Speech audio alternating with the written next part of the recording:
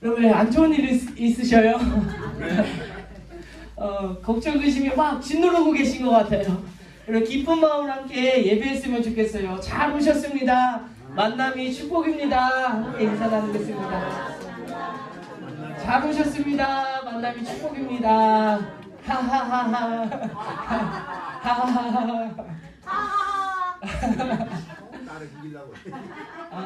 여러분 기쁨을 빼앗기지 마세요. 평안을 빼앗기지 마세요. 주님이 주신 기쁨, 평안 누리면서 살아가는 여러분의 삶이 되셨으면 좋겠습니다. 여러분 질문을 하나 드릴게요. 10년 동안 변하지 않는 거 뭐가 있을까요? 10년 동안 10년이 지나도 변하지가 않는 게 뭐가 있을까요? 어떤 거요? 돌멩이가요. 빗물이 또 이렇게 물방울 그 약한 빗방울만 떨어져도 모양이 변한대요. 똑똑하면 막 파이고. 10년 동안 변하지 않는 게 뭐가 있을까요? 10년 동안 마음이요? 갈대라서요. 오늘 한 10분 사이에도 이랬다가 저랬다가 그래요. 그럼 이렇게 질문 드려볼게요. 100년 동안 변하지 않는 게 뭐가 있을까요? 100년. 하나님 마음, 하나님 말씀. 아멘. 1000년이 지나도 안 바뀌고요. 2000년이 지나도 수많은 나라들이 바뀌었어요. 이 세계를 지배하는 나라들도 많이 바뀌었어요. 왕들도 바뀌었어요. 우리가 살아가는 시대도 바뀌었어요. 발전이요 계속 발전하고 있어요. 하루 앞이 정말 변화되는 그 세상을 살아가고 있는 가운데 여러분 마음속에 새기셨으면 좋겠어요. 말씀이요 변하지가 않더라고요. 그러니까 1000년 전에 이 말씀을 읽는 그 말씀과 오늘 우리가 읽는 이 성경이 달라지지가 않았어요. 왜냐하면요 진리는 변하지 않기 때문인 줄로 믿습니다.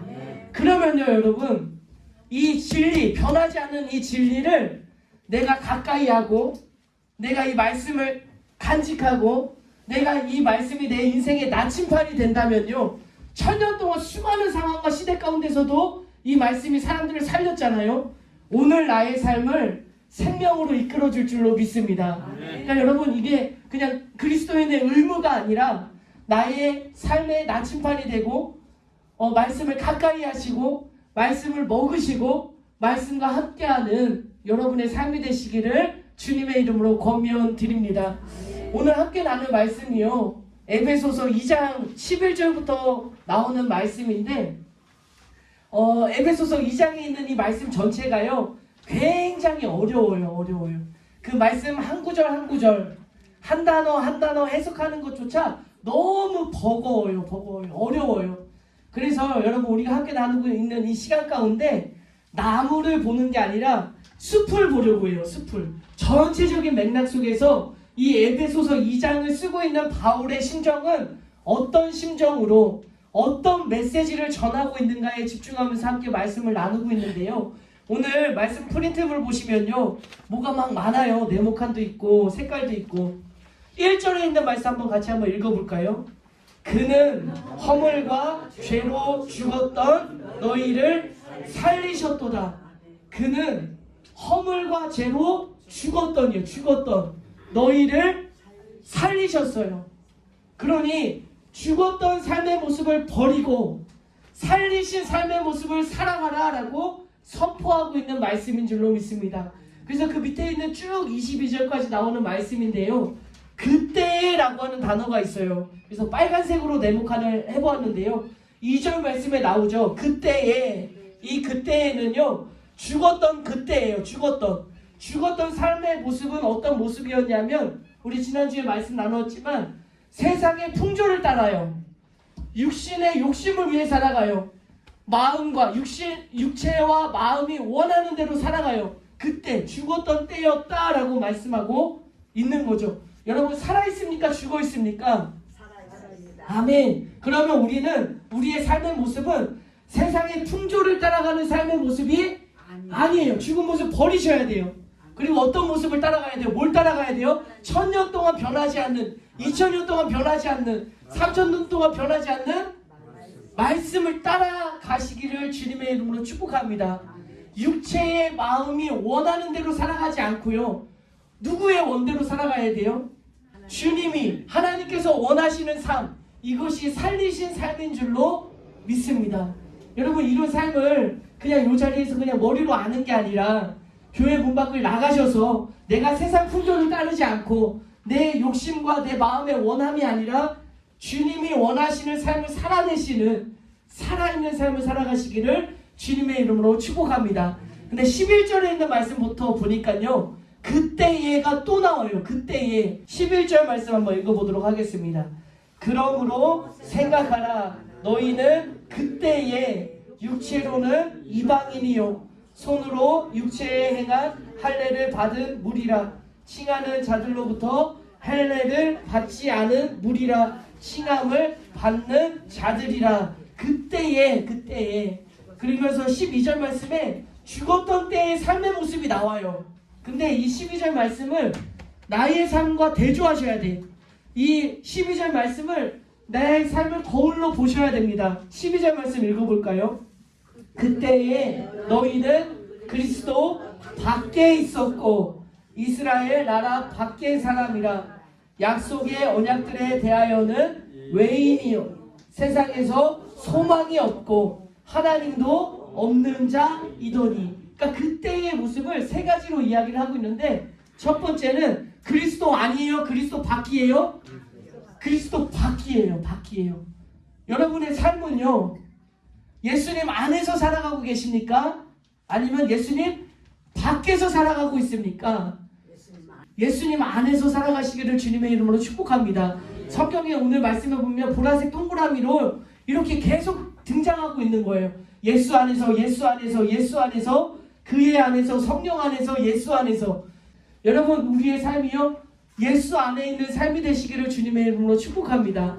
그 밑에 있는 요한복음 15장에 있는 말씀에 보니까요, 예수님을 떠나서는 너희가 아무것도 할 수 없대요. 근데 내가 예수님 안에 있으면, 예수님께 붙어 있으면 못할 것도 없다라고 이야기를 하고 있어요.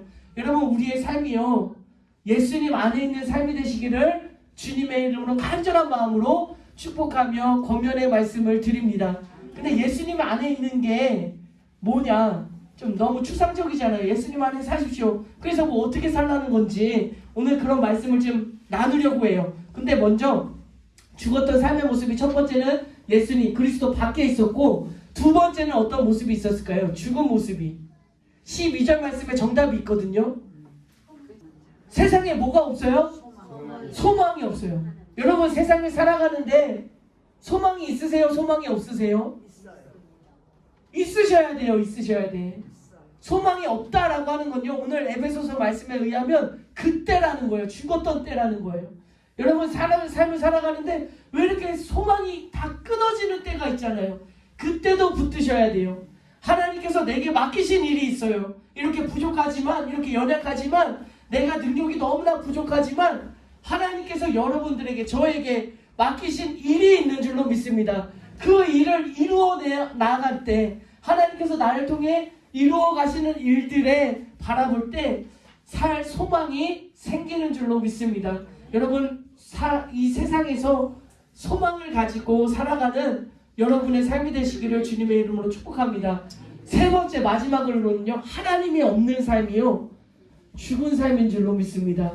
여러분, 하나님이 있다라고 이야기를 하잖아요. 시편에서는 뭐라고 이야기를 하냐면, 하나님을 내 앞에 모시고 살아가래요. 하나님을 내 우편에, 오른편에 하나님이 나와 함께 살아감을 오른편에 두고 살아가라라고 이야기를 하고 있거든요. 무슨 말이냐면, 내가 혼자 있잖아요. 운전할 때 혼자 있잖아요. 집에 혼자 있잖아요. 하나님이 없다, 나 혼자 사는 삶이 아니라 항상 내 앞에 누구를 모셔요? 하나님. 내 옆에 누가 있어요? 하나님을 모시고 사는 삶이에요. 여러분, 그런 삶을 살아가시기를 주님의 이름으로 축복합니다. 내 입에서 험한 말이 나가려고 하더라도요, 내가 아무도 없는 공간에서 죄를 짓고 싶다 싶은 마음이 막 생기더라도요, 하나님이 있다, 내 앞에 있다, 내 오른편에 있다라고 하는 그 생각을 가지고 살아가는 사람은요, 절대 그럴 수가 없더라고요. 점점 죄악이 내게서 멀어지더라고요. 하나님이 있습니다 선포하며 삶 속에서 그렇게 살아가는 저와 여러분의 삶이 되시기를 주님의 이름으로 축복합니다. 이게 죽었던 삶이에요. 근데 그는 허물과 죄로 죽었던 너희를 어떻게 하셨어요? 살리셨어요. 그럼 살리신 삶의 모습이 오늘 본문 말씀에 등장하는데, 이제는 이렇게 시작합니다. 이제는 살아내신 삶. 지금부터는 어떤 삶을 살아가냐면요, 우리 13절에 있는 말씀인데요, 이제는 한번 읽어보겠습니다. 이제는 전에 멀리 있던 너희가 그리스도 예수 안에서 그리스도의 피로 가까워졌는, 그러니까 죽었던 우리를 살리셨잖아요. 이제는 살리신 삶은 어떤 삶이에요? 멀리 있던 삶이 예수님의 피로 가까워졌대요. 이게 무슨 말이죠? 이 말씀을 19절로 연결시키셔야 돼요. 우리 13절에서 그리스도의 피로 가까워졌느니라 19절로 가면요, 그러므로 이제부터 너희는 외인도 아니요 나그네도 아니요 오직 성도들과 동일한 시민이요 하나님의, 여러분 우리 함께 믿음으로 고백했으면 좋겠어요. 나는 외인이 아닙니다. 나는 외인이 아닙니다. 나는 나그네도 아닙니다. 나는 나그네도 아닙니다. 나는 하나님의 소중한 성도입니다. 나는 하나님의 소중한 성도입니다. 나는 하나님의 권속입니다. 나는 하나님의 권속입니다. 여러분, 이 이야기를 하고 있는 거예요. 멀리 있던 너희가 그리스도의 피로 가까워졌는데, 너희는 외인도 아니고 너희는 나그네도 아니고 너희는 하나님의 성도다, 너희는 하나님의 권속이다 라고 이야기를 하고 있는 거예요.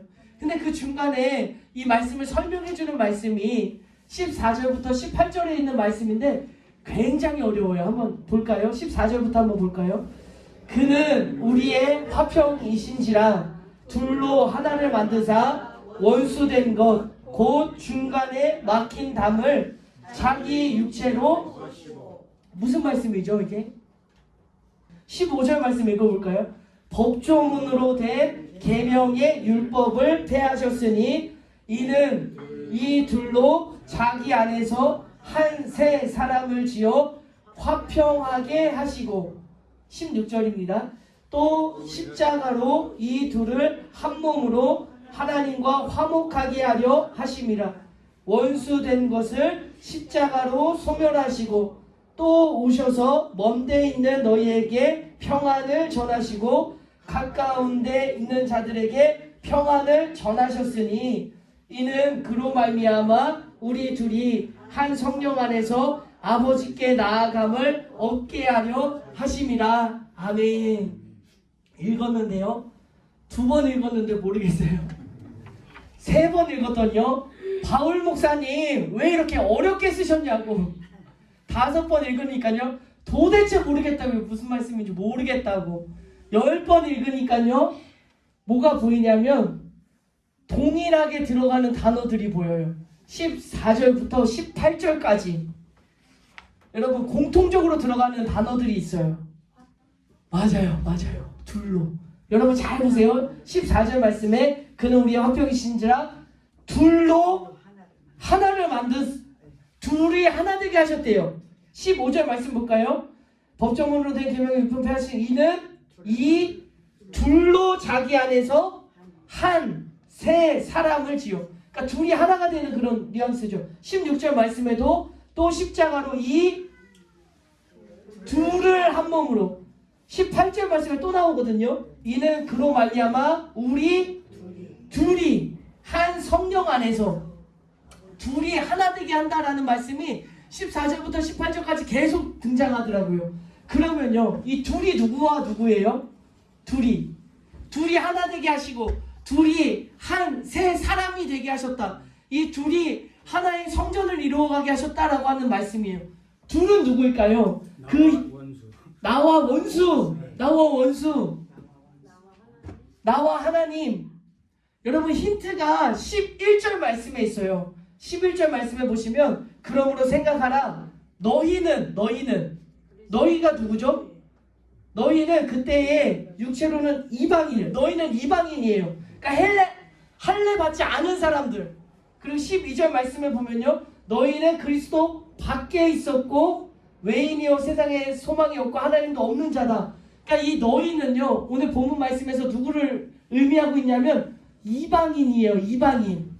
그러면 이방인과 둘이 하나가 되게 하시는 말씀이 기록되어져 있잖아요. 이방인과 누구를 하나 되게 하시는 거예요?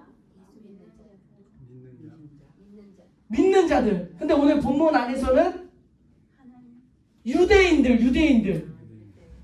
그러니까 이 둘이에요. 둘. 너희는 이방인과 유대인이 하나가 될 수 있어요? 없어요? 유대인과 이방인이 하나가 될 수 있을까요? 없을까요?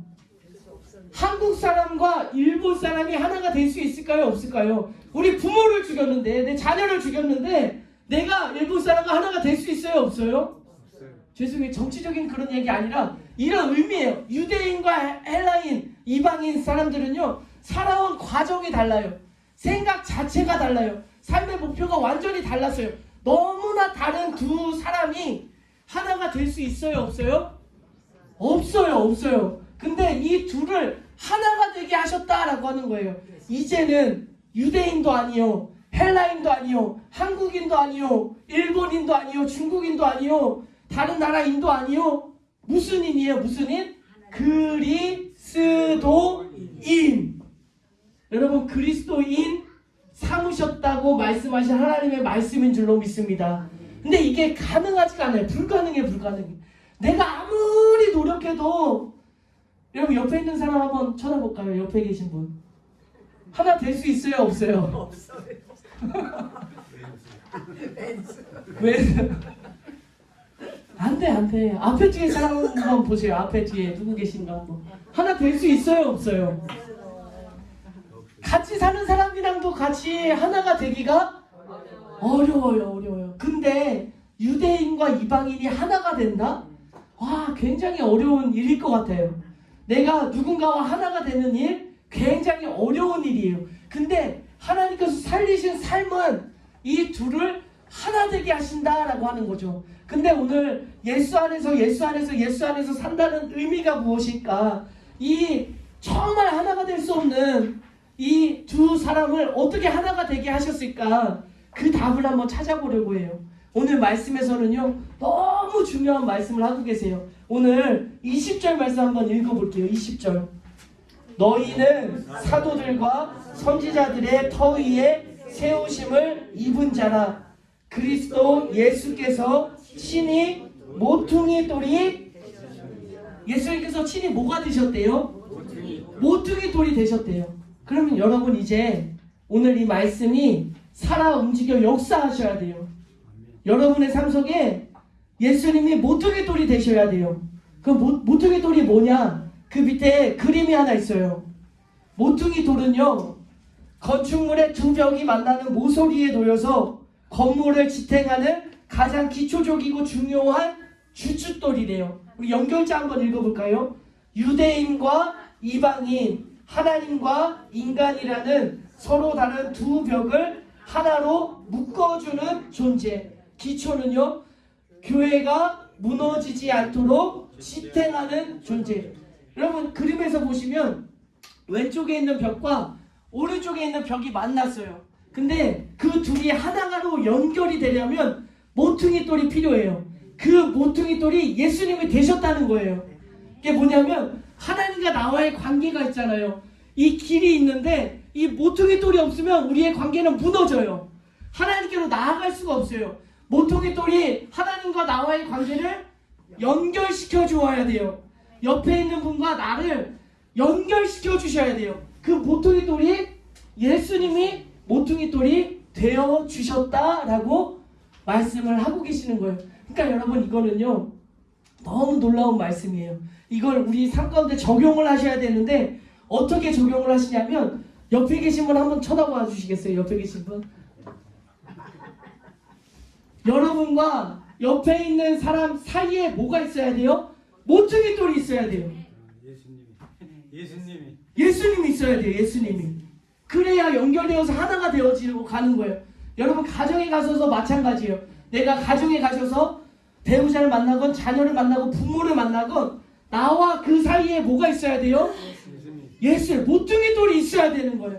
그러니까 집에 가면 너무 화가 나잖아요. 너무 서운하잖아요. 너무 섭섭하잖아요. 그럼 내가 이 서운한 마음을 가지고 누군가에게 달려간다고요. 근데 이 사이에 모퉁이 돌이 없으면 한 대 쥐어받고 싶잖아요.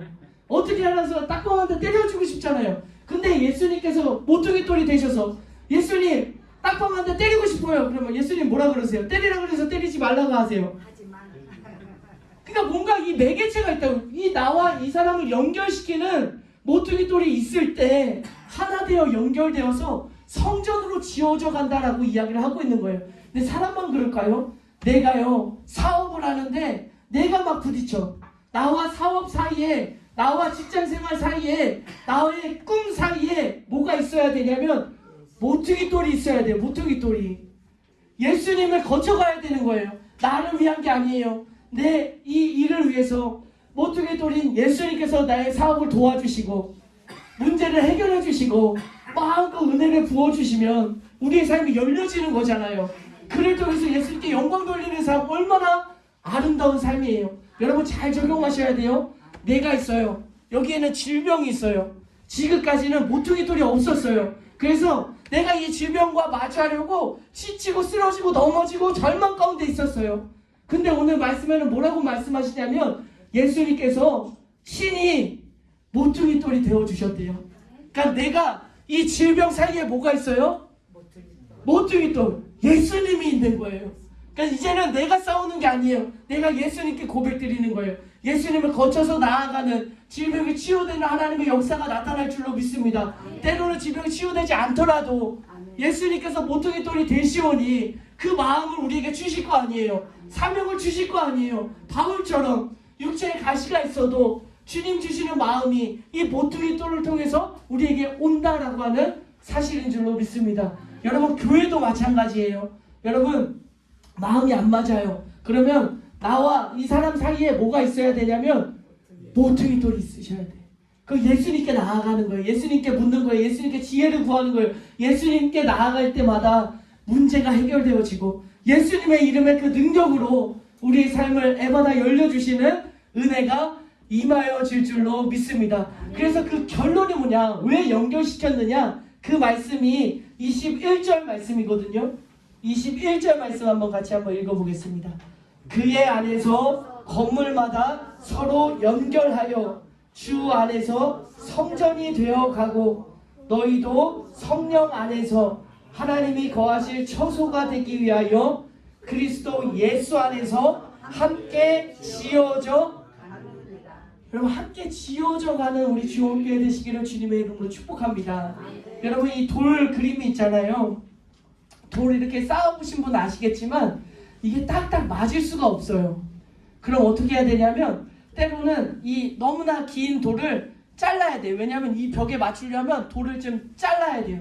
그렇게 서로 맞추면서 이 건물이 쌓아져 올라가는 그런 건물에 지을 때 그렇게 하잖아요. 여러분 이곳에 함께 모이셨는데 자꾸 나를 공격해. 나를 자꾸 이렇게 깨는 것 같아. 그러면 어떤 생각을 가지셔야 되냐면 교회는 왜 그래? 교회는 그러면 안 되지. 여러분 그런 생각 버리셔야 돼요. 왜냐하면 지금까지 지켜보니까 교회라는 곳이 원래 그러더라고요. 원래 문제 많은 세상에서 문제 많은 사람들이 모여있기 때문에 교회라는 그 공동체 자체가 완전한 공동체가 아니에요. 큰 많은 사람, 문제 많은 사람들이 모여있어요. 그럼 이 안에서 우리가 어떻게 해야 되냐면 모퉁이 돌을 항상 생각하는 거예요. 모퉁이 돌로 연결시켜 나아가는 거예요. 때로는 나를 치고 나를 깎아내릴 때 내가 부서질 때 어떤 생각을 푼다면요. 하나님께서 아름다운 성전을 지어가시는구나. 내가 이 작은 돌인데 부서지고 깨어지고 낮아지고 자존심도 상하고 이렇게 자꾸 없어지는 내 자신이 하나님의 아름다운 성전의 일부분으로 함께 속해 있다는 이 사실이 얼마나 감사한지 모르겠어요.